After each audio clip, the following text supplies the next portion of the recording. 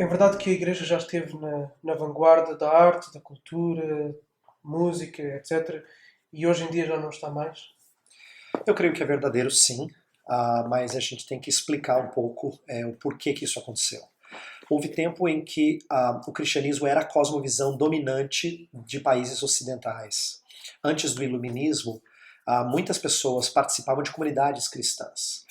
Nós não podemos averiguar a condição do seu cristianismo, se eram cristãos genuínos, mas eles eram pessoas que iam às igrejas, que participavam de atividades eclesiásticas, que tinham práticas, portanto, relacionadas à igreja, e se consideravam cristãos. E estavam envolvidos nas mais diversas áreas da sociedade. Eram políticos, eram artistas, eram professores, eram cientistas. Então, estavam desenvolvendo cultura nas suas mais variadas expressões, cada um na sua vocação, como reformadores, né, costumavam dizer. Isso era comum porque o ambiente era favorável. Havia um cristianismo que permeava a sociedade.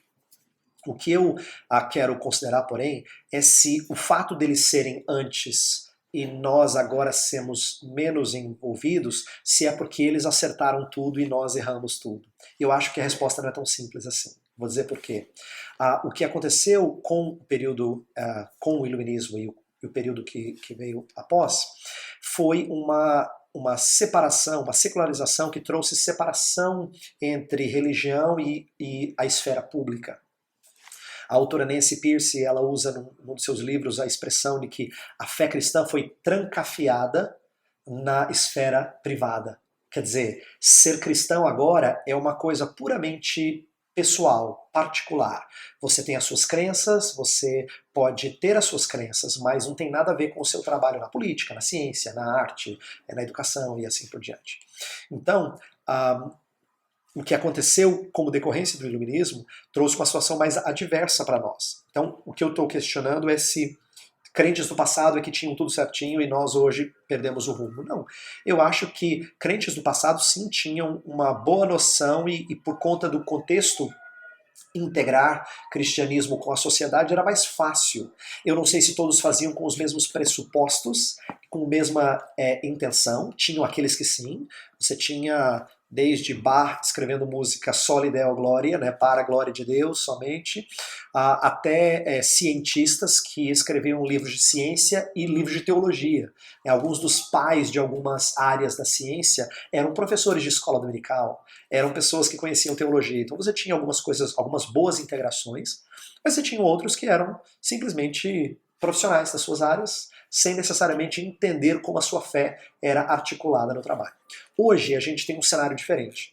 Hoje a nossa fé foi escanteada e por conta do impacto do pensamento iluminista, hoje nós temos que procurar libertar-nos dessa esfera particular, isto é, mostrar como o cristianismo tem que ter voz na esfera pública, porque ele tem uma cosmovisão que faz sentido e traz deleite ao homem. Então, nas nossas conversas, uma das coisas que eu tenho percebido com outras pessoas é que elas acham que eu tenho que manter a minha fé na esfera privada porque elas não se consideram religiosas.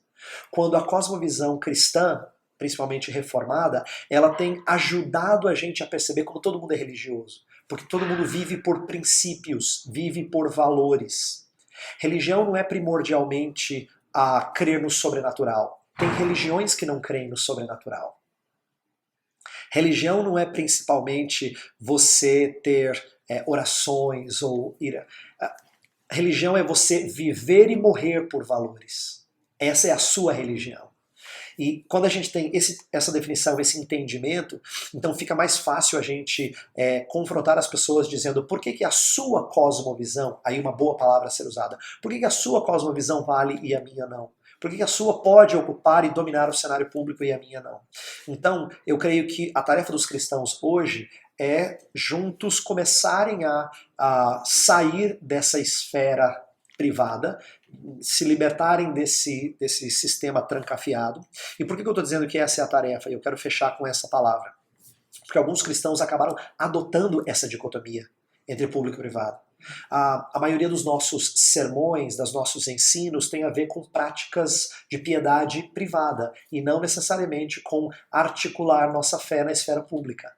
A gente fala sobre sermões que têm a ver com os meus dilemas com a minha família, as minhas dificuldades de relacionamento, antes do que propriamente como eu articulo a minha fé no meu trabalho, que tipo de aspirações acadêmicas eu posso ter, ou o que é que um cristão pode e deve fazer como cidadão. Esse tipo de coisa aparece menos nos nossos ensinos. O que isso mostra? Que a gente esqueceu um pouco dessa tarefa e acabamos aceitando a dicotomia e permanecendo no particular.